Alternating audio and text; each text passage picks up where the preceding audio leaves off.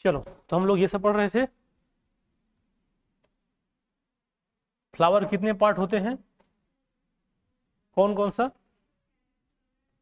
कैलुक्स, Corolla, एंडोसियम, gynoecium. Sepal किसका unit था? Calyx. और पेटल किसका था? कोरोला। मेल रिप्रोडक्टिव पार्ट कौन था?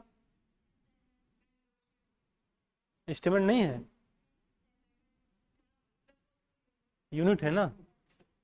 ठीक, मतलब पढ़ लिख रहे हो, थोड़ा थोड़ा लग रहा है ना। तो हम लोग देखो यही सब पढ़ रहे थे ना, जितने भी फ्लावर प्लांट होते हैं। एक बात बताए थे ना कल, देखो फ्लावरिंग प्लांट जो होगा वो जानते हो, एक फ्री होती है एंजियोस्पर्म। अभी जानते हो तुम लोग क्लास 11 में पढ़े होगे प्लांट की वेराइटी।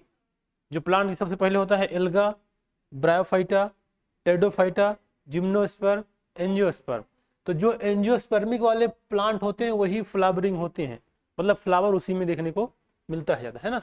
इसीलिए सेक्सुअल रिप्रोडक्शन शो करेंगे, है ना। और ये तो हम कल बात बता ही दिए थे, फ्लावर क्या होता है, ये site of reproduction, sexual reproduction है। ठीक है, जानते हो ये जो दिखाई दे रहा है ना, ये इन्फ्लोरेसेंस है।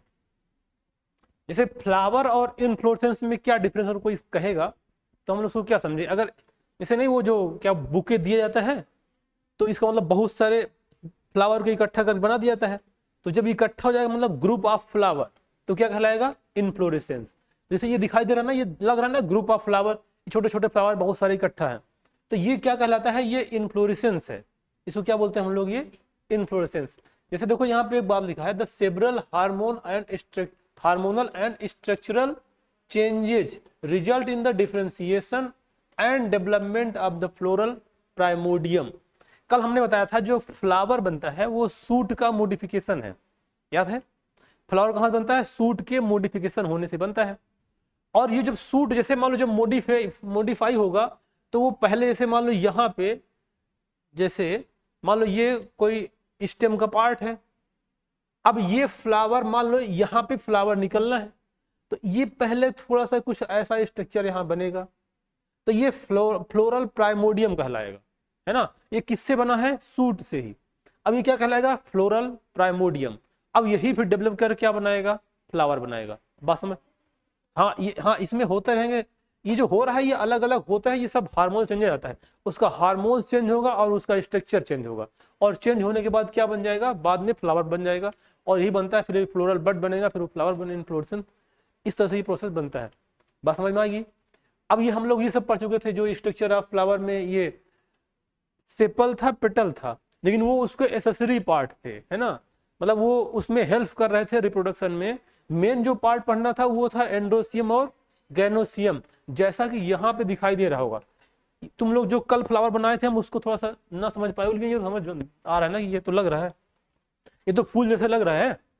बस हो गया, इसलिए तो हम लेके आए, तुम लोग कंफ्यूज हो गए होगे, तो आज दिखा देंगे, देख लो। ऐसे ही फ्लावर ऐसे ही होता है, देखो ये है ना। अब मेल रिप्रोडक्टिव पार्ट क्या होता है? स्टेमेन, है ना। ये फ्लावर रिप्रोडक्टिव पार्ट, और इसमें जो ये होते हैं स्टेमेन किससे मिलके बने होते हैं? एंथर, फिलामेंट और कनेक्टिव, मेन दो ही होते हैं। कौन कौन? एंथर और फिलामेंट, है ना। तो ये तो हम लोग सब पढ़े थे। ये देखो ये पार्ट ऑफ फिलामेंट, एंथर, और जो बीच में होता है वो कनेक्टिव, ये सब भी समझे थे। ये एनसीईआरटी का डायग्राम है, जो तुम लोग की बुक एनसीईआरटी होती है, ये उसमें ये वाला यही वाला डायग्राम दिया गया है ना। इसको समझोगे, देखो समझ जाएगा। ये देखो, ये लोग भी ऐसे ही फ्लावर बनाए हैं, है ना, सब में दिखाई दे रहा है। स्टेमेन, एंथर, पेटल, सेपल, सब कुछ ऐसे है। तो ये एंथर, अब ये वाला जो पार्ट है क्या कहलाएगा? ये फिलामेंट है। ये वाला पार्ट क्या कहलाएगा? एंथर। अब इसी एंथर को यहाँ काट दिया गया है, देखो ये काट के दिखाई दे रहा है ना कि इसमें दो दो इधर है और दो इसके पीछे है। तो एक दो में एक लोब, मतलब टोटल कितने होंगे? 4 चैम्बर बनेंगे, है ना। तो ये इसको क्या बोला गया था? डाइथिकस टेट्रास्पोरेंजिएट बोले थे, याद है। और ये जो देखो यहाँ पे एक बात है, जो filament is long and the slender stalk, it's proximal into attach to the thalamus, है ना। जहां से ये अटैच होता है उसको क्या बोलते हैं? थैलमस और पेटल ऑफ द फ्लावर। ये बात इसको हम लोग समझ बोलते हैं। अब यहाँ पे देखो, ये उसी की बात कर रहा है। टर्मिनल टिपिकली बाई लूप्ड, मतलब एक ये वाला और एक नीचे वाला, ये बाई लूप्ड, और एक लूप में दो थीकस, मतलब डाई थीकस से बोल सकते हैं हम लोग ये, है ना। तो इसी बात तो बोले थे उसमें जो लिखो बताए थे कि डाइथिकस टेट्रा स्पोरेंजिएट है ना, ये 4 बनेगा। तो ये भी हम लोग पढ़े थे। अब देखो यहाँ पे, अब यहां से थोड़ा सा एक्स्ट्रा समझना है। जो एंथर है देखो हम लोग कैसे पढ़ रहे हैं कि जैसे मेल रिप्रोडक्टिव पार्ट पढ़ना है पहले उसको पढ़े, अब उसके अंदर पोलन ग्रेन अर्थात मेल गैमीट कहां बनेगा उसको समझेंगे। कहां बनेगा? एंथर में। अब एंथर बनेगा तो ये एंथर को देखो ऐसे काट दिया गया है, समझ रहे हो ना, क्या बोलते हैं इसको? टीएस। क्या काटा गया है? टीएस। अब टीएस काटोगे तो कुछ ये ऐसा दिखाई देगा, और जब ये धीरे धीरे मेच्योर होगा तो ये कुछ बीच में ऐसे बनना शुरू होगा, मतलब ये पहले ऐसे रहेगा फिर ये धीरे धीरे ऐसे बन के फिर यहाँ से पोलन ग्रेन मेच्योर होके बाहर निकल जाएंगे। बस समझ रहे हो ना? तो ये है उसका। अभी हम लोग देखो, याद देखो हम लोग क्या पढ़ रहे हैं? प्री फर्टिलाइजेशन इवेंट्स, याद है? जो जितने भी पढ़ रहे हैं अभी अभी प्री फर्टिलाइजेशन वाला है ना। अब इसमें देखो, क्या है? ये ट्रांसफर सेक्शन ऑफ एंथर है। तो the anther is the tetragonal structure, मतलब ये 4 है। Tetragonal structure consisting of the 4 microsporangia, मतलब ये जो बना हुआ है ये सब क्या है? ये माइक्रोस्पोरेंजिया है ना। अब जैसे देखो, जैसे इसके अंदर पोलन ग्रेन बनेगा वैसे इसके अंदर भी, वैसे इसके अंदर भी। तो हमको अब इसकी प्रोसेस समझना है कि इसके अंदर पोलन ग्रेन कैसे बनते हैं, है ना, मतलब मेल गैमेट्स के अंदर कैसे बनते हैं। उसके पहले हम लोग थोड़ा इसका स्ट्रक्चर समझ लेंगे कि इसका स्ट्रक्चर कैसे कैसे होता है। स्ट्रक्चर मतलब इसमें कुछ लेयर होगी, पहले कौन सी लेयर होगी, फिर कैसे लेयर होगी, और फिर ये डेवलप होके ये कुछ ऐसा हो जाएगा, मेच्योर हो जाएगा, और फिर यहां से फट जाएगा, यहां से ये बिखर जाएंगे बाहर, मतलब क्या? पोलन ग्रेन वो बाहर निकल जाए। हाँ बिल्कुल, और क्या? तभी क्या बोले? मर्ज बोले हो ये? हाँ बिल्कुल, और क्या? जब देखो, जब ये मेच्योर हो जाएगा तो ये धीरे धीरे यहां से मिलेगा और ये फिर फट जाएगा, रप्चर कर जाएगा, जिससे कि पोलन ग्रेन बाहर निकल सके, है ना। ये मैच्योरेशन होने की प्रोसेस है। ये मैच्योर होगा तभी इसके अंदर पोलन ग्रेन बनेगा। अब देखो, the microsporangia develop to pollen sac, मतलब यही जो माइक्रोस्पोरेंजिया है ये क्या डेवलप करके क्या बनाएगा? Pollen sac. अच्छा देखो, पोलन है वही स्थान, लेकिन जब वो डेवलप हो गया तो उसके अंदर पोलन ग्रेन भी डेवलप हो गया। पहले पोलन ग्रेन नहीं कहलाएगा, पहले वो जर्म सेल कहलाएगा। जब वो डेवलप होकर क्या बना लेगा? पोलन सैक, और सॉरी पोलन ग्रेन, तब वो कहलाएगा पोलन सैक। बस समझ गया ना? बस ये है। अब ये दे एक्सटेंडेड द लॉन्गिट्यूड, पूरा बेटा पूरा कहलाएगा ना। जैसे जब ये बन रहा है देखो, अब देखो इसका रीजन तो थोड़ा थोड़ा दिखाई दे रहा है ना। देखो ये भी एक रीजन है, एक ये रीजन है, एक ये रीजन, लेकिन अभी मिल चुका है ना। ये सब क्या कहलाएंगे? ये पोलन सैक कहलाएंगे, है ना। जहां मुख्य में जब पोलन ग्रेन कंप्लीट मेच्योर हो जाएगा, अब जो इसके अंदर है वो क्या कहलाएगा? Pollen sac. बात समझ में आ गई? अब ये through the length and the anther are packed with in the pollen grain, इसके अंदर पोलन ग्रेन रहेगा। अब देखो, इसी को हमको समझना है कि एक को पहले कट करते हैं। ये तो बाहर का डायग्राम हमने लिया है, ये डायग्राम बुक का है, एनसीईआरटी का। आज देखो दिखाया गया कि चलो इतने पार्ट को कट करके हम पढ़ लेते हैं, इसमें क्या क्या होगा पहले ये बात समझेंगे, फिर इसके अंदर पोलन ग्रेन वो कैसे डेवलप होता है उसको समझते हैं। देखो अगर इसको कट करके इतना जूम करके देखोगे तो कुछ ऐसा दिखाई देगा। अब इसमें जो ये बाहर वाली लेयर है, ये वाली, इसको क्या बोलते हैं? एपिडर्मिस। अब फिर जब इसके नीचे जाएंगे सेकंड में तो इसको क्या बोलते हैं? इंडोथीसियम। मतलब पहले क्या आएगा? एपिडर्मिस, ये वाली लेयर, फिर क्या आएगा? इंडोथीसियम, ये सेकंड वाली लेयर। फिर देखो ये सेकंड के बाद से ये लगभग ये यहां तक, ये दोनों यहां तक क्या आएगा? Middle layer. समझ में आ रहा है? बहुत ज्यादा रॉकेट साइंस नहीं है इसमें, बहुत सिंपल सी बात है, बस अरेंजमेंट समझते चलना है बस। और उसके बाद इसके बाद जो ये इधर की सेल है, इसके मिडिल लेयर के बाद ये जो दिखाई दे रही है, ये क्या कहलाती है? ये कहलाती है टैपिटम। बात समझ गए? तो पहले क्या आएगा? एपिडर्मिस, फिर क्या आएगा? इंडोथीसियम, फिर क्या आएगा? मिडिल लेयर, फिर क्या आएगा? टैपिटम। हाँ बिल्कुल, अभी दोनों हेल्प करें, बता रहे हैं इसको, बस उसी बारे में आने वाले हैं। पहले बात तो यहां देख लो, ये तो लिखा है देखो, the outer 3 layer give the protection. जो ये 3 लेयर हैं, क्या क्या? एपिडर्मिस, इंडोथीसियम, मिडिल लेयर, ये तीनों लेयर क्या करती हैं? उसको प्रोटेक्शन प्रोवाइड करती हैं। और and help in the dehiscence of the anther to the release of pollen. जब वो मेच्योर हो जाएगा पोलन ग्रेन, तो ये भी मेच्योर हो जाएगी और उसी समय ये फिर फट जाएंगी, और फटने के बाद पोलन ग्रेन बिखर जाएगा, बाहर निकल जाएगा। तो इससे क्या होगा, फिर पॉलिनेशन होगा। तो ये प्रोटेक्शन भी प्रोवाइड करती है। कब तक प्रोटेक्शन देगी, जब तक पोलन ग्रेन मेच्योर नहीं हो जाता है ना। उसके बाद प्रोटेक्शन उठाने उसको बाहर निकलना पड़ेगा, तब ये जब मेच्योर होगा तो बाहर निकलेगा। तो ये प्रोटेक्शन देती हैं और फिर ये बाहर निकल जाती हैं। अब देखो अगला है, ये एक है जो लेयर टैपिटम का, जो टैपिटम लेयर, जैसे यहाँ पे ये वाली जो लेयर थी कहाँ गई, ये वाली है ना, ये है टैपिटम। तो टैपिटम देखो क्या होता है, क्या रोल होता है, देखो अब इसको कुछ और फंक्शन में बताएंगे। टैपिटम होता है ये इनर मोस्ट लेयर है ना। ये पहली बात तो नरिशेस, मतलब उसको न्यूट्रिएंट्स देता है ना। ये nutrients the developing of pollen grain. जैसे क्या कि पोलन ग्रेन एकदम अचानक से धड़ाम से बन नहीं जाएगा, वो एक कोई सेल रहेगी, वहां से वो डेवलप होकर धीरे धीरे बनेगा। और जब कोई भी चीज डेवलप होगा तो वो धीरे धीरे क्या चाहिए, उसको नरिशमेंट चाहिए, उसको न्यूट्रिशन चाहिए। जैसे हम लोग डेवलप करेंगे, ग्रोथ करेंगे, तो बिना खाए पिए जिंदा तो नहीं रहेंगे, है ना। अभी तुम लोग को एक दिन खाना ना खिलाया जाए, अगर एक दिन खाना नहीं खाओगे दिक्कत हो जाएगा ना, गुस्सा हो जाओगे, जाओगे बैग वो फेंक दोगे, इधर उधर तांडव करने लग जाओगे, समझ गए ना। तो ऐसे ये सब का है, अगर कहीं भी ग्रोथ हो रहा है, डेवलप हो रहा है, तो उसको क्या चाहिए, नरिशमेंट, तो एनर्जी चाहिए। अब cell of the tapetum contains dense cytoplasm and generally have more than one nucleus. Important बात देखो, अगर जो कोई नीट की प्रिपरेशन करना चाहेगा तो जितने भी पॉइंट यहाँ पे हम समझा रहे हैं, ये सारे पॉइंट एक पॉइंट इंपॉर्टेंट है सब। अब कोई बहुत ज्यादा एक्स्ट्रा भी नहीं है ना, सब बहुत अच्छे से इसमें ध्यान देने की जरूरत है, बस समझ रहे हो ना। अब देखो यहाँ पे आ गया ना पॉइंट, क्वेश्चन इसी बना देगा। Cell of the tapetum contains dense, जो टैपिटम की सेल होती है बहुत ज्यादा डेंस होगी। डेंस मतलब क्या होगा, समझ रहे हो ना बात को। जैसे अब ये सेल है यहाँ पे, अब ये मान लो दो सेल है, एक ये सेल है और एक ये सेल है। अगर हम इसको थोड़ा इतना ऐसे कर दें और इसको खूब ज्यादा डेंस कर दें, है ना। अब ये डेंस नहीं होगा तो ये दूसरे को नरिशमेंट कैसे करेगा। अगर मेरे पास नहीं रहेगा देने को तो हम तुमको क्या देंगे, इसे बोलते हैं ना कि यार कुछ दे दो पैसा, हमको कुछ काम करना है। तो लोग उसी से कहते हैं जिसके पास रहता है, जो बड़का आदमी रहता है। अब जिसके पास खुद ही कंगाल से कौन मांगेगा, कोई मांगता नहीं है, बात समझ गए ना। और जिसके पास नहीं रहता उसको कोई देता भी नहीं है। लोग सोचते हैं कि यार दे देंगे, नहीं दिया तो, बात समझ गए ना। तो बस यही, अब देखो डेंस है, अब डेंस नहीं होगा तो उसको न्यूट्रिशन कैसे देगा, अब इसमें क्या होगा, साइटोप्लाज्म। और देखो एक बात और, इसके सेल में एक से अधिक न्यूक्लियस होता है।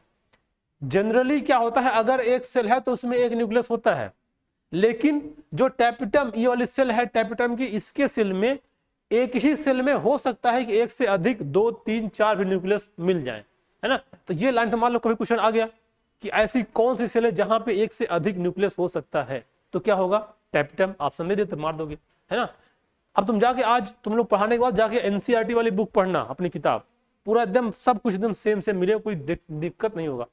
अब देखो, इन यंग एंथर ईच माइक्रोस्पोरेंजिया, अगर यंग कंडीशन में है, मतलब जैसे ये वाला केस, जैसे ये वाला केस अभी यंग दिखाई दे रहा है, मतलब जैसे इस वाले में देख लो ये वाला, और ये तो यंग है, ये डेवलप होगा। तो in young condition anther each microsporangium has sporogenous tissue, इसके अंदर एक स्पोरोजिनस टिश्यू देखने को मिलता है, जितने भी होते हैं माइक्रोस्पोरेंजियम।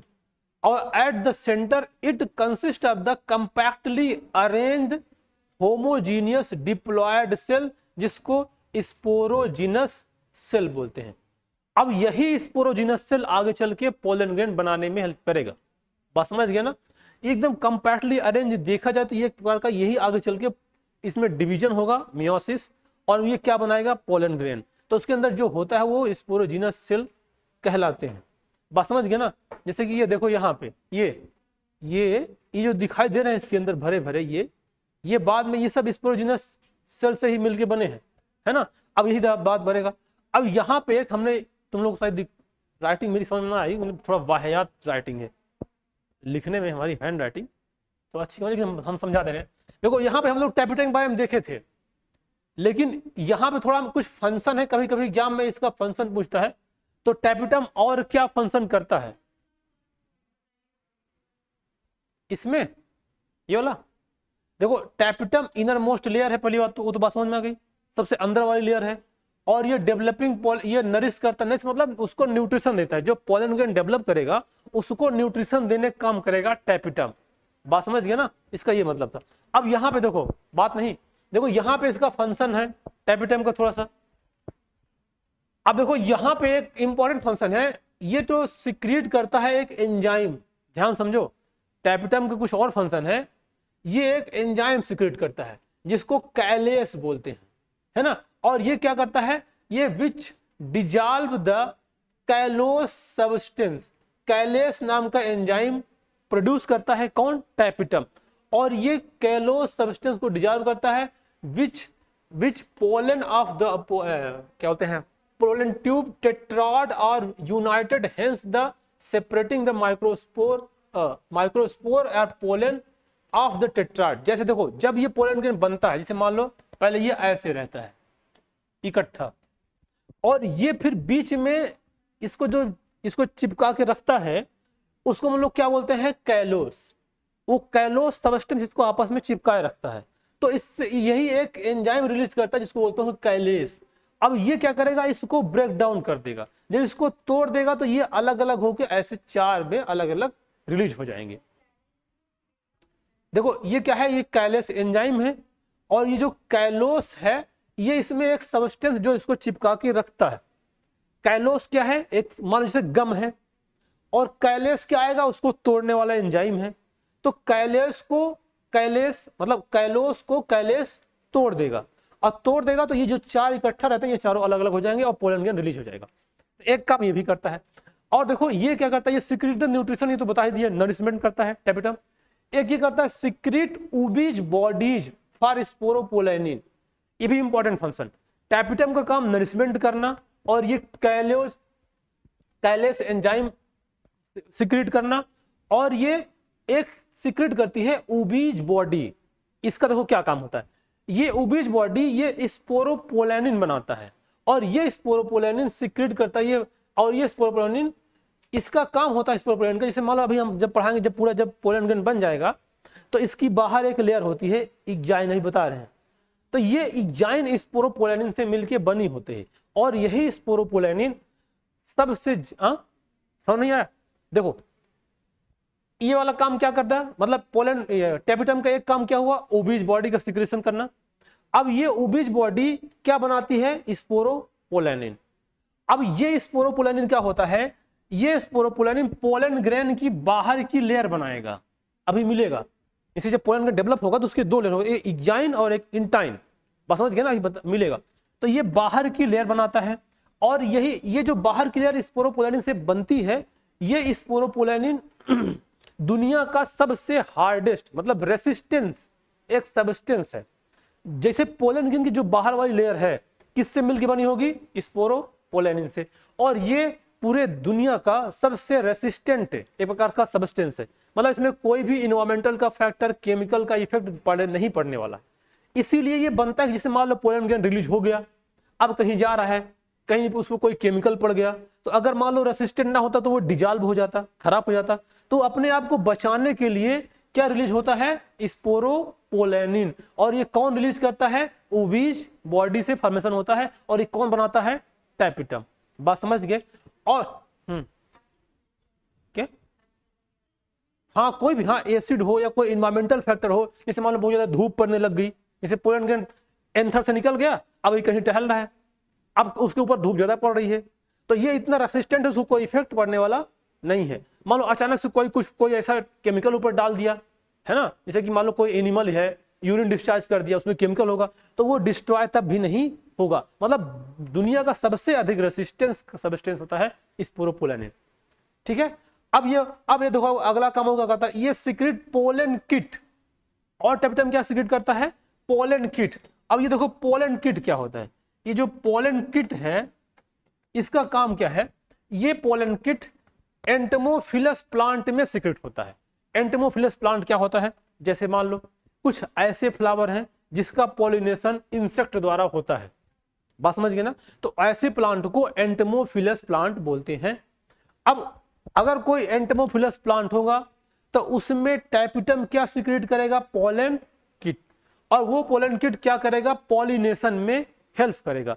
अब अगर पोलन किट सिक्रेट होगा तो बाहर के जो इंसेक्ट होंगे उसको देख के अट्रैक्ट होंगे, है ना, अट्रैक्शन से ना थोड़ा सा, हाँ हाँ स्मेल है ना, जो नेक्टर जिसको बोलते हैं, जैसे ना खुशबूदार जो प्लांट में जो खुशबू आती है, सॉरी फ्लावर में जो खुशबू होती है, वो खुशबू इंसेक्ट को अट्रैक्ट करने के लिए, है ना, तो वो पोलन किट ये उबीज बॉडी मतलब ये टैपिटम के ही उससे सिक्रेट होता है, बात समझ गए।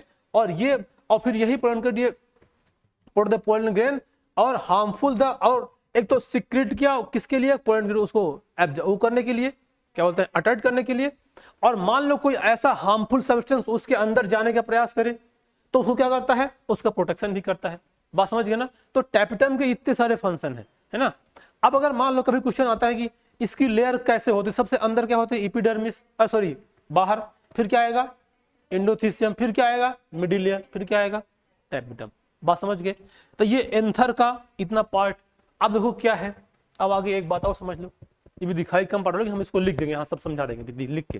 देखो यहाँ पे ये समझना है कि जैसे हमने बताया कि पोलन ग्रेन जो होता है वो कैसे बनेगा, अभी उसको समझाएंगे। लेकिन फ्लावर कहाँ से बना, सूट से, और मोडिफिकेशन वो क्या बन गया, फ्लावर। अब लेकिन फ्लावर में एंथर कैसे हुआ, एंथर कैसे डेवलप हुआ, तो ये बताया गया है डेवलपमेंट ऑफ एंथर कैसे बनता है। तो कोई भी चीज बनेगा तो सेल से ही, एक सेल रहेगा वो डेवलप करके बनाएगा। तो पहली बात, जो सेल रहेगी वो सेल अनडिफरेंशिएटेड रहेगी। क्या रहेगी, अनडिफरेंशिएटेड सेल रहेगी, मतलब वो सेल अभी पूरा मेच्योर नहीं है, ये वही यहां लिखा हुआ अनडिफरेंशिएटेड सेल या एंथर। अब उससे देखो, इससे दो चीज बन जाएगा, अगर वो डेवलप करके एक बना देगा इपिडर्मिस, यहां जो लिखा है ये क्या लिखा है, इपिडर्मिस। अब याद करो एंथर की सबसे बाहर वाली लेयर क्या थी, इपिडर्मिस, और दूसरा क्या बना देगा, यहां लिखा है mass of parenchymatous cell, parenchymatous cell, ये यहां पे लिखा हुआ है, बात समझ गए। मतलब क्या था, एक अनडिफरेंशिएटेड सेल था। हम लोग क्या पढ़ रहे हैं, एंथर कैसे बनेगा, एंथर कैसे डेवलप होएगा। तो ये क्या था, एक अनडिफरेंशिएटेड सेल था, उससे ये डेवलप होकर दो पार्ट बना दिया, एक बना दिया एपिडर्मिस जो सबसे बाहर वाली लेयर थी, और दूसरा क्या बना दिया, मास ऑफ पैरेनकाइमेटस सेल। अब ये पैरेनकाइमेटस सेल डेवलप होके ये बनाएगा, ये यहां पे लिखा है माइक्रो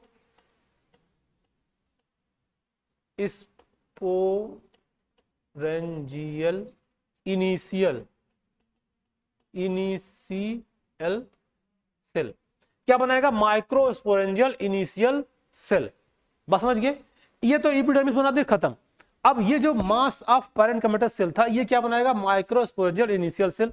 अब ये डेवलप करेगा ना, मतलब इसमें क्या होगा, इसमें डिवीजन होगा।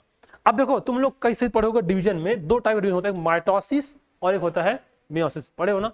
तो यहां पे अब ये डेवलप करेगा तो पक्का इसमें क्या होगा, डिवीजन होगा। जब डिवीजन होगा तो उसको हम लोग बोल सकते हैं, पहले यहां पे क्या होगा, माइटोसिस, ये माइटोसिस, या इसी को पेरिक्लाइनल डिवीजन बोलते हैं। अब माइटोसिस हो तो इसमें दो पार्ट बन गया। देखो एक बनेगा, ये इधर जो लिखा है, देखो इधर क्या लिखा है, प्राइमरी पेराइटल सेल, है ना, पहले लिखा है प्राइमरी पेराइटल सेल, और दूसरा यहां पे लिखा है, ये वाला जो लिखा है, ये लिखा है primary sporogenous cell.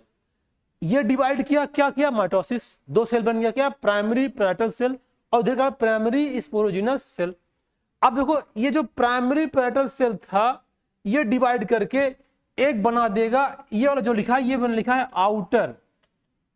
Outer secondary parietal cell और इनर सेकेंडरी पेराइटल सेल, बात समझ आ रही है। ये हम भेजेंगे, उसमें लिखा रहेगा पीडीएफ में, सब थोड़ा देखने को दिक्कत नहीं है। और ये जो प्राइमरी स्पोरोजिनस सेल था, ये डेवलप करके क्या बनाएगा, माइक्रोस्पोर मदर सेल, इसी को MMC बोलते हैं, है ना, माइक्रोस्पोर मदर सेल।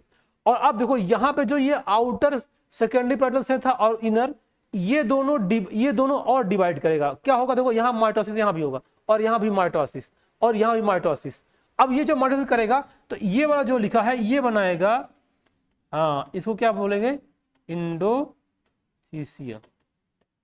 और दूसरा जो बनेगा मिडिल लेयर, और ये जो इनर सेकेंडरी था वो भी एक बनाएगा मिडिल लेयर और एक बनाएगा टैपिटल सेल, फिर बना देगा टैपिटम। तो देखो यहां क्या मिल गया, एपिडर्मिस, एंडोथीसियम और क्या बन गया, टैपिटम। ये मिडिल लेयर और ये क्या बन गया, टैपिटम।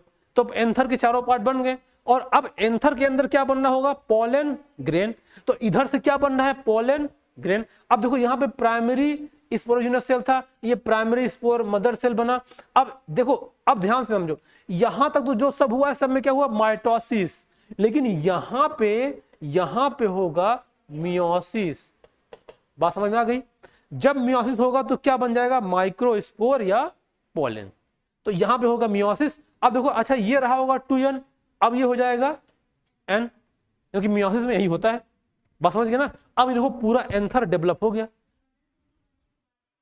बिल्कुल, पहले मदर सेल बनेगा, यहां से लेके मदर सेल बनने तक की प्रोसेस में माइटोसिस होगा, है ना। उसको हम लोग पेरिक्लाइनल डिवीजन भी बोलते हैं। और जब भी गैमिट बनेगा तो हमेशा क्या होता है, मियोसिस। अब मियोसिस होगा तो क्या बन जाएगा, माइक्रोस्पोर बोल दोगे या क्या बोल देंगे, पोलन या पोलन ग्रेन। बस समझ गए। तो क्या बन गया, एंथर बन गया। समझ आया, कोई कंफ्यूजन? बोलो जल्दी बोलो, बताओ, बोलो ना सर क्या पढ़ा रहे हैं, कुछ समझ ही नहीं आ रहा है। आया कुछ समझ में, नहीं आया? ये जो हम लोग बता रहे थे, देखो जो एंथर सेल था, देखो यहां पे ध्यान समझो, बता दे रहे एक बार। जैसे ये एंथर के थे, एंथर देखो 4 लेयर थे, एपिडर्मिस, एंडोथीसियम, मिडिल लेयर और टैपिटम। तो ये चारों कैसे डेवलप हुआ उसकी प्रोसेस है। बस समझ गए ना, ये चारों कैसे डेवलप होगा उसकी ये पूरी प्रोसेस थी। तो मतलब पहले एक नॉर्मल सेल थी, देखो ध्यान समझो, एक नॉर्मल सेल थी, अब वो सेल डिवाइड हो गई तो एक बना दी एपिडर्मिस, एक बना दी मासा पैरेन्काइमेटस सेल। अब उसके बाद इसका डिवीजन हुआ तो ये माइक्रोस्पोरल इनिशियल सेल बनाया, और इसका डिवीजन हुआ तो 2 सेल बनी, एक प्राइमरी पैराइटल सेल और एक प्राइमरी स्पोरोजिनस सेल। अब ये डिवाइड हो गए आउटर सेकेंडरी पैराइटल सेल और इनर सेकेंडरी, और आउटर सेकेंडरी से इंडोथीसियम और मिडिल लेयर, और इनर पैराइटल से मिडिल लेयर और टैपिटम, है ना। तो देखो यहाँ एपिडर्मिस बन गया, फिर यहाँ क्या बन गया, इंडोथीसियम बन गया, और यहाँ क्या बन गया, टैपिटम बन गया, और ये मिडिल लेयर बन गया। और इधर जो बन रहा है, इधर जो बना, अब इधर पोलन ग्रेन बनेगा, जो पोलन ग्रेन उसके माइक्रोस्पोर के मतलब उसके पोलन सैक के अंदर डेवलप होगा। बात समझ आया ना। तो ये हम लोग समझ रहे बात को। अब देखो आगे, अब यहां पे देखो ये लिखा है प्रोसेस माइक्रोस्पोरोजेनेसिस। ध्यान समझो, ये जो प्रोसेस यहां से यहां तक हुई है, पोलन मदर सेल मतलब माइक्रोस्पोर मदर सेल से लेके पोलन ग्रेन बनने तक की प्रोसेस को बोलते हैं माइक्रोस्पोरोजेनेसिस। याद करो, हमने बताया था जब प्री फर्टिलाइजेशन डेवलपमेंट होगा तो एक आएगा गैमेटोजेनेसिस। अगर मेल की बात करेंगे ह्यूमन में तो होता है स्पर्मेटोजेनेसिस, लेकिन यहाँ पे क्या है, माइक्रोस्पोर। तो इसको हम लोग क्या बोलेंगे, माइक्रोस्पोरोजेनेसिस, यानी फॉर्मेशन ऑफ मेल गैमीट। किसका, प्लांट का। ये सब आ रहा है ना, ये देखो प्री फर्टिलाइजेशन इवेंट्स है। अब देखो, as the anther develop each sporogenous cell जो बनी थी, किसमें, माइक्रोस्पोर और pollen mother cell undergo the meiotic, चाहे इसको मियोटिक कहो चाहे इसको मियोसिस कहो, है ना।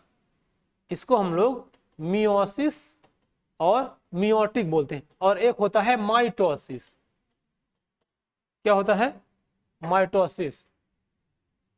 अरे दोनों कलर नहीं दिखाई दे रहा।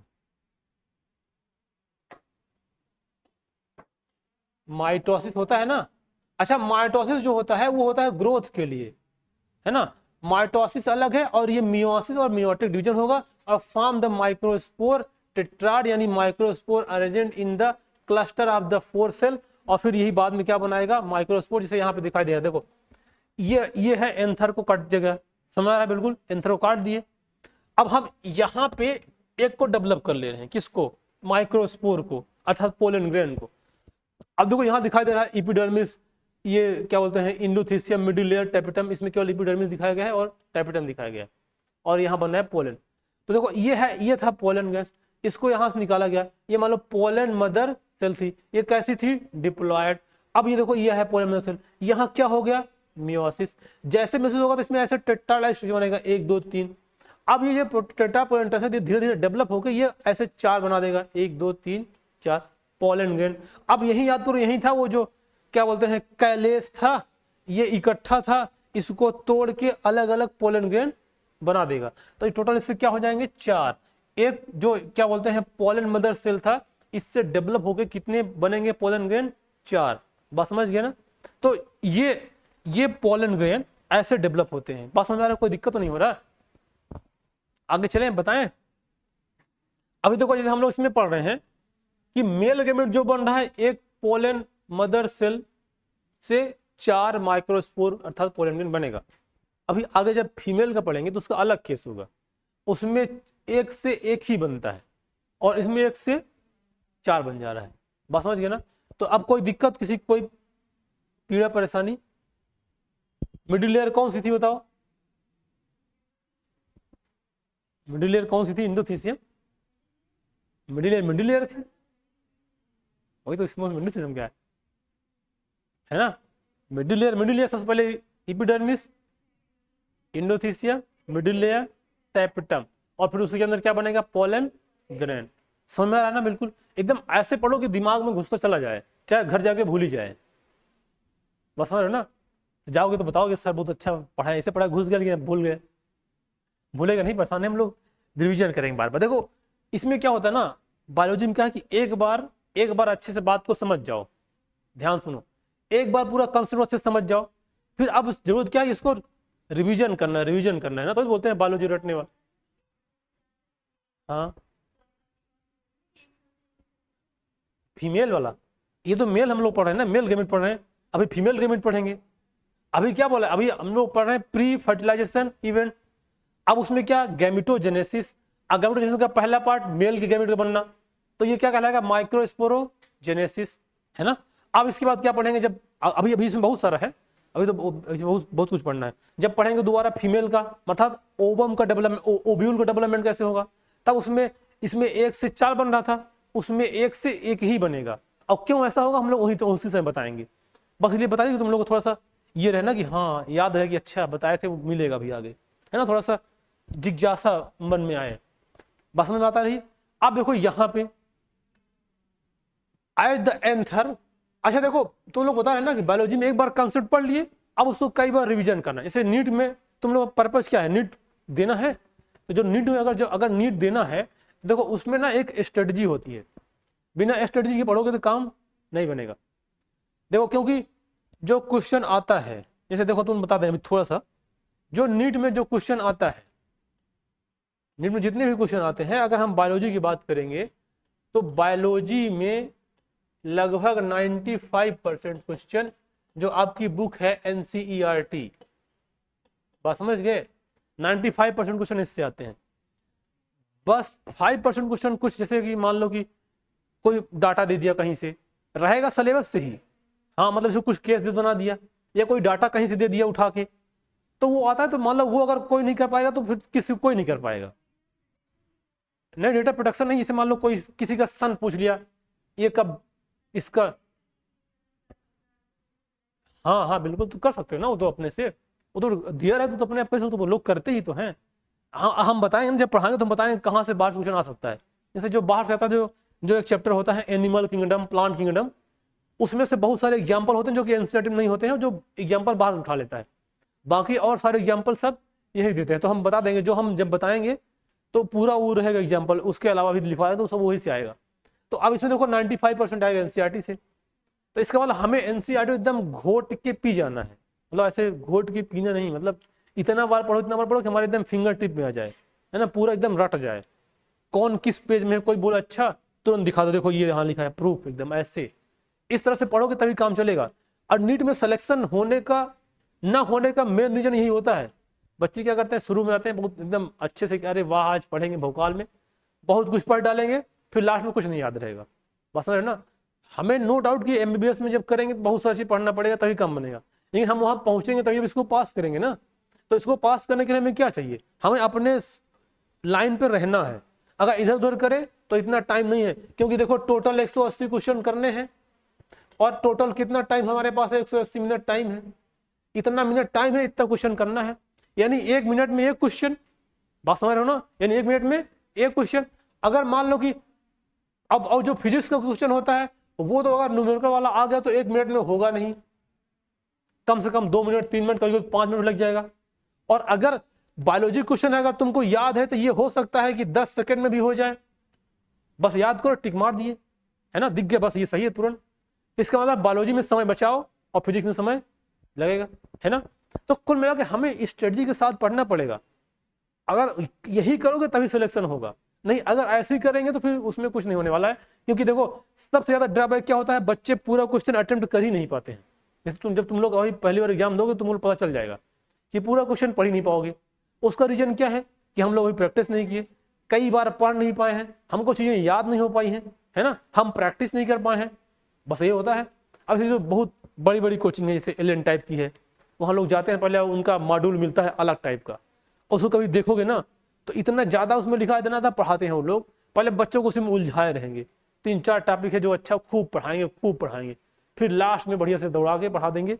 और फिर उनका जो सिलेक्शन होता है, देखो मान लो वहां पे केवल मान लो 50,000 बच्चे हैं, अब 50,000 मान लो 100 बच्चों का सिलेक्शन हो रहा है, तो क्या कर रहे हो तुम?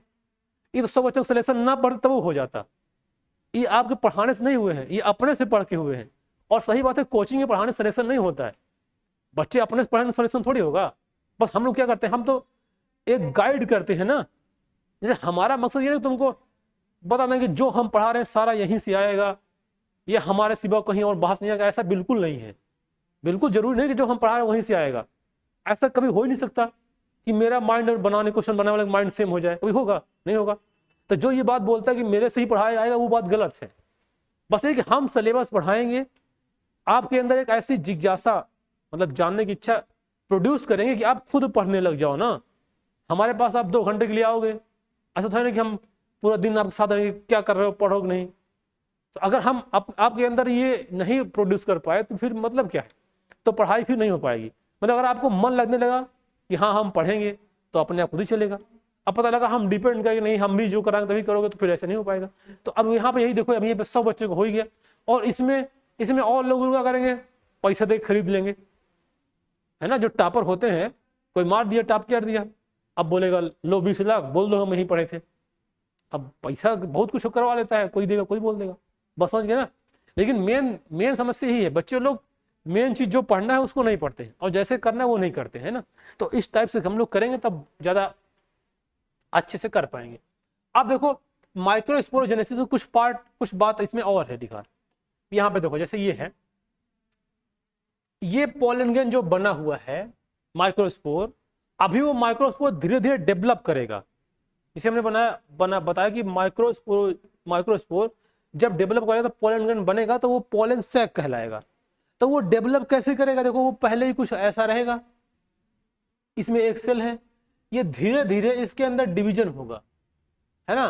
तो इसमें 2 सेल बन जाएगा, ये तो वैक्यूल्स वाली सेल 2 वैक्यूल बन गई, और एक बन जाएगा न्यूक्लियस। और देखो इसके बाद ये दोनों मिल जाएंगे, अब मिलने के बाद ये इससे बड़ा सा बन गया, और एक सेल इधर डिवाइड कर जाएगा, और डिवाइड करने के बाद फिर इसमें ऐसे 2 पार्ट में डिवाइड कर जाएगा, और एक ये ऐसा बन गया, तो एक बन जाएगा वेजिटेटिव सेल ऊपर वाला, और ये वाला बन जाएगा जो नीचे वाला को जनरेटिव सेल। हाँ बिल्कुल, न्यूक्लियस तो है ये जो जनरेटिव सेल है, इसमें इसी मेन है न्यूक्लियस। जो मेल गैमेट होता है वो एक्चुअली मेन यही है, ये जो न्यूक्लियस है, बस समझ गए ना। इसमें जब ये बना होगा तो इसमें क्या हुआ होगा, मियोसिस, है ना। तो ये मियोसिस होने के बाद ही बना है। तो ये इसका ये स्टेज है कि दिखाई दे रहा है कि जब ये पोलन ग्रेन पूरा मैच्योर हो जाएगा तो कुछ ऐसा दिखेगा, उसमें 2 पार्ट दिखेगा, एक ये बड़ा वाला पार्ट जिसको हम लोग बोलते हैं वेजिटेटिव सेल, और ये जो छोटा वाला पार्ट जिसको बोलते हैं जनरेटिव सेल। अब ध्यान देना कि जब ये पोलन ग्रेन जाके स्टिग्मा पे गिरेगा तो ये जो जनरेटिव वाला सेल है यही जर्मिनेट करके फर्टिलाइजेशन करेगा।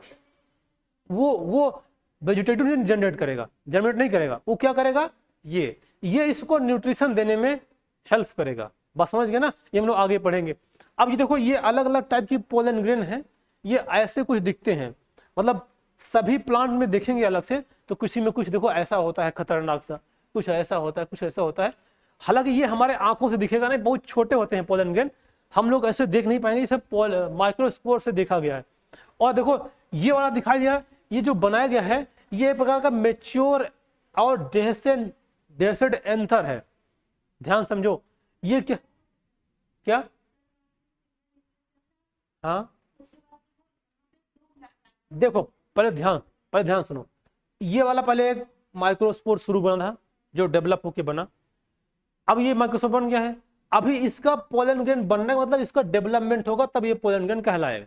तो पहले ये था, ये डेवलप होके इसके अंदर ये न्यूक्लियस ही रहेगा, इसमें जो ये न्यूक्लियस है, ये न्यूक्लियस था, यहाँ पे 2 वैक्यूल्स डेवलप हो गए। वैक्यूल मतलब खाली स्पेस। ये देखो कैसे, देखो यहाँ पे कुछ छोटे छोटे स्पेस बनते हैं, ये इसका डेवलपमेंट का स्टेज है। ये जो यहाँ पे वेजिटेटिव सेल बन रही है, ये जैसे जैसे वहां पे हम लोग पढ़े थे ना कि जब एंथर डेवलप हो रहा था, एक अनडिफरेंशिएटेड सेल थी, उसका सेल थी एक नॉर्मल, तो वही सेल आगे डिवाइड करना शुरू कर दी और डिवाइड करके आगे क्या बना दिया, माइक्रोस्पोर। तो ऐसे ये भी होता है कि मतलब यही नॉर्मल सेल ही, इसमें से एक सेल कुछ ऐसा होगा जहां से वैक्यूल बनना शुरू हो जाएगा, और ये वैक्यूल बनाएगा, फिर ये दोनों मिलकर बड़ा हो जाएगा, और ये बड़ा हो जाएगा, और फिर उसके बाद यही जाके धीरे धीरे ये डेवलप करके ये कम होगा, और यहाँ पे ये इसमें देखो ये यहाँ पे होगा, हो जाएगा बीच में डिवीजन, और जब डिवीजन हो जाएगा तो ये बना देगा वेजिटेटिव, एक बना वेजिटेटिव पार्ट और दूसरा बना देगा जनरेटिव पार्ट। हाँ हाँ हाँ,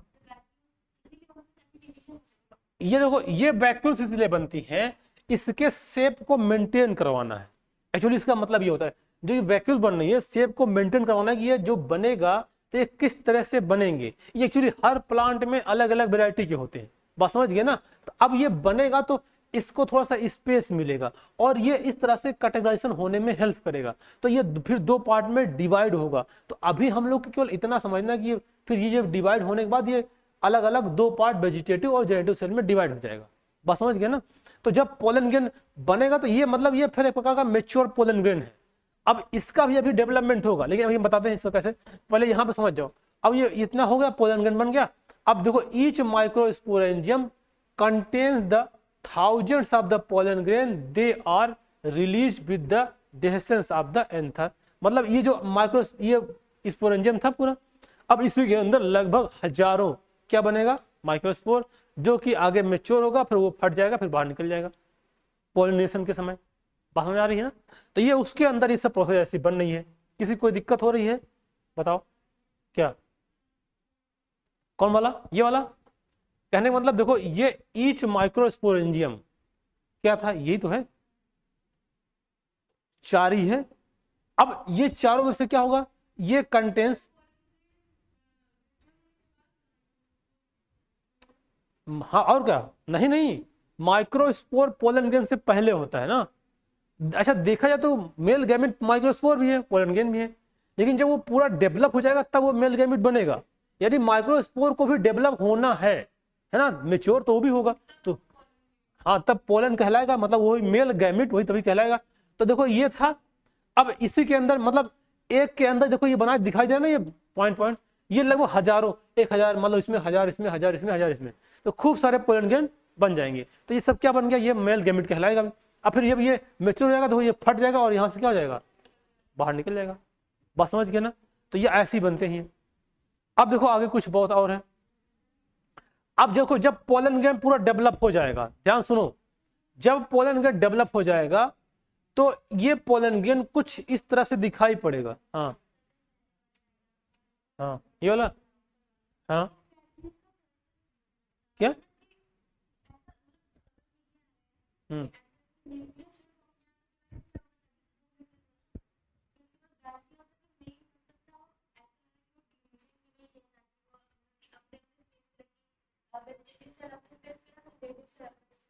ये वही तो बताया, शेप का ही मतलब है इसका। हाँ ये मतलब ये स्पेस, तभी तो इसका कटेशन हो पाएगा।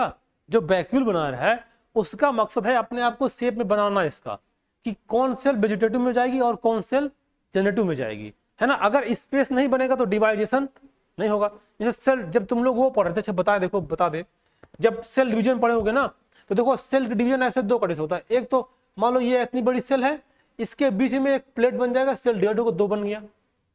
एक भी मेथड हो सकता है कि मान लो ये सेल है, अब ये सेल पहले ऐसे करके ऐसे बने,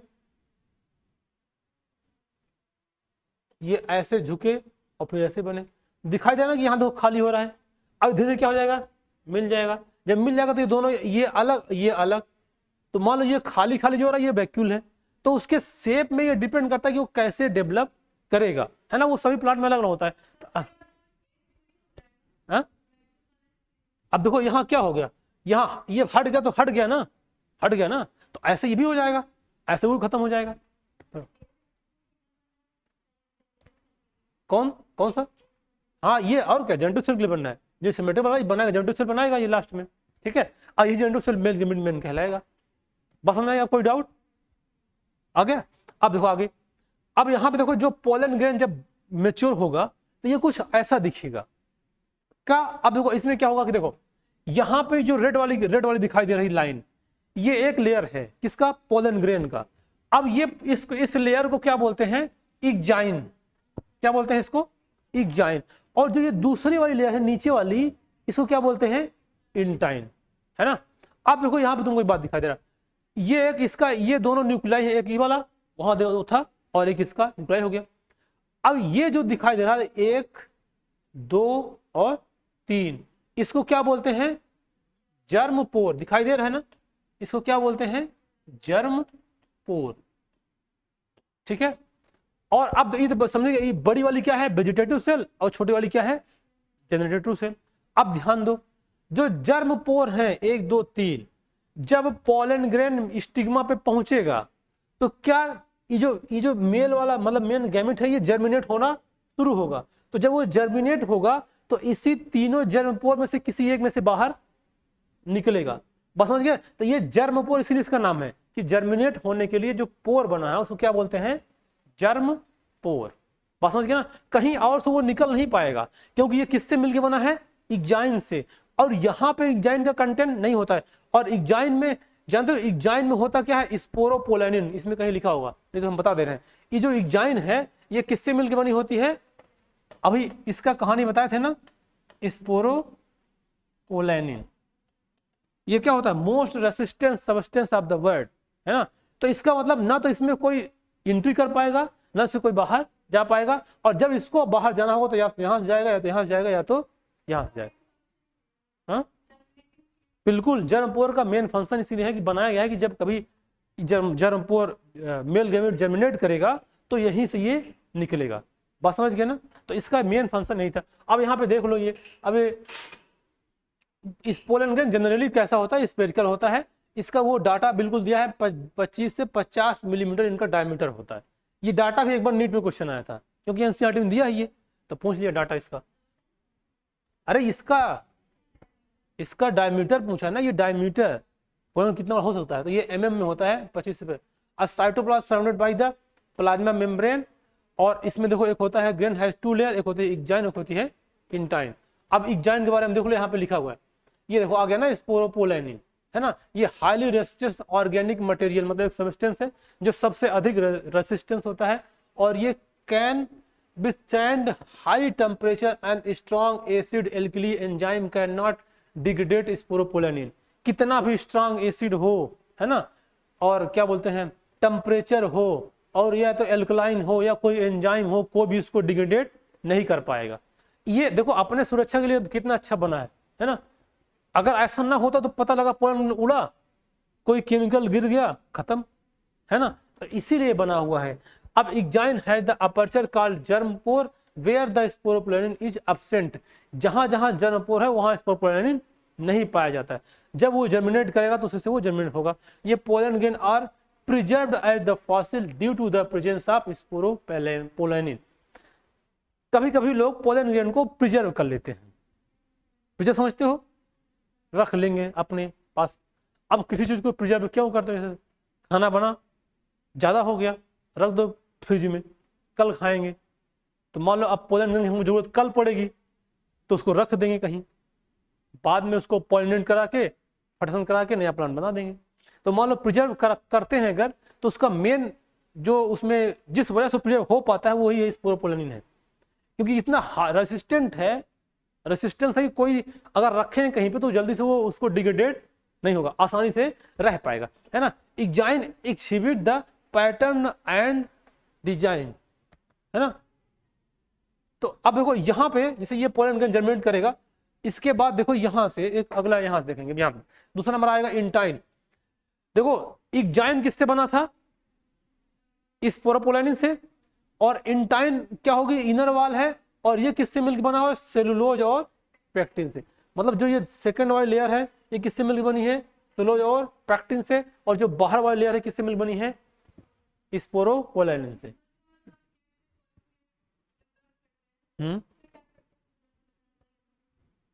जैसे देखो मान लो कभी कभी ऐसा होता है कि कोई स्पीसीज गायब हो गई, जैसे मान लो आम का प्लांट है, अचानक से आज पता चला कि सारे आम खत्म, अब दुनिया में आम नहीं रहा, मान लो ऐसा कोई कंडीशन आ गया।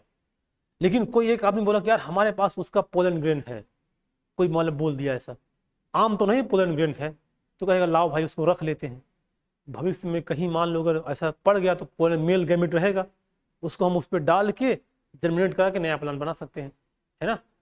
अगर मान लो कि पोलन ग्रेन प्रिजर्व किए हैं, कहीं मान लो फीमेल फ्लावर मिल गया तो उसके स्टिग्मा पे ले आके डाल देंगे, तो अब वो जर्मिनेट करेगा, फर्टिलाइजेशन करेगा, नया प्लांट बन जाएगा, नया आम बनेगा, सीड बनेगा, जर्मिनेट करके बन जाएगा, तो वहां से क्या हो जाएगा, बढ़ जाएगा। तो जब कहीं मान लो कोई ऐसा खतरा लगता है कि पोलन ग्रेन रख लो, तो अगर मान लो जरूरत पड़ेगी तो दे सकते हैं। एक बात और, पोलन ग्रेन जो होता है ये एक प्रकार का न्यूट्रिटिव मटेरियल भी होता है। इसमें किसी को मान जरूरत पड़ा कि हम कि इसका पोलन ग्रेन रखेंगे हमको न्यूट्रिशन के लिए, तो ले आए, रख लिए, रखे हैं, अब जब जरूरत पड़ेगी निकाल के यूज करेंगे, बात समझ गए ना। तो इसलिए इसको प्रिजर्व करते हैं, है ना। अब ये याद रखना, उससे क्या किससे बना होता है, स्पोरोपोलानिन, एक सेलुलोज और पेक्टिन, है ना। ये सब क्वेश्चन है, देखो सब क्वेश्चन ही तो है, कहाँ से सब याद रख बन जाएगा। किसमें, इसको किसमें, अब नहीं देखो तुम कंफ्यूजन नहीं करना, ध्यान सुनो। प्रिजर्व कर सकते हैं पहले तो एक बात ये, उसका रीजन ये है कि इसके बाहर स्पोरोपोलानिन की लेयर है, जिससे कि हम लोग अगर रख भी लेंगे तो आसानी से वो जल्दी से खराब नहीं होगा। लेकिन उसके बावजूद हम लोग उसको कुछ अलग कंडीशन अपनाते हैं। जैसे मान लो कि देखो एग्जांपल, अगर हम अपने घर में रोटी को रखना चाह रहे हैं, रोटी नहीं सब्जी को, तो सब्जी दो टाइप से बनती है, एक सूखी सब्जी, एक रसेदार सब्जी, मतलब जिसमें मसाला रस होता है। अगर उसको बाहर रख दोगे पानी वाली तो सब्जी खराब हो जाएगी बिना फ्रिज में, इसमें से गर्मी पड़ेगी और जल्दी खराब हो जाएगी।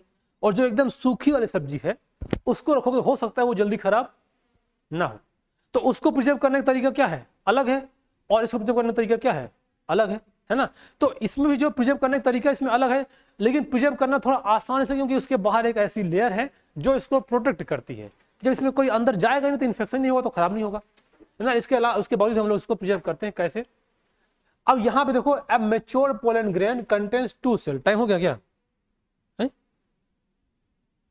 ठीक है। तो यहाँ तक समझो, यहाँ तक हम लोग पढ़ लिए भाई, पोलन ग्रेन तक दोनों लेयर पढ़ लिए, एग्जाम इन टाइम। हम लोग जब कल पढ़ेंगे अगली क्लास में तो इसके आगे कंटिन्यू करेंगे, पहले थोड़ा रिवाइज करके उसके बाद करेंगे, ठीक है। तो ठीक है, फिर निकलता हूँ।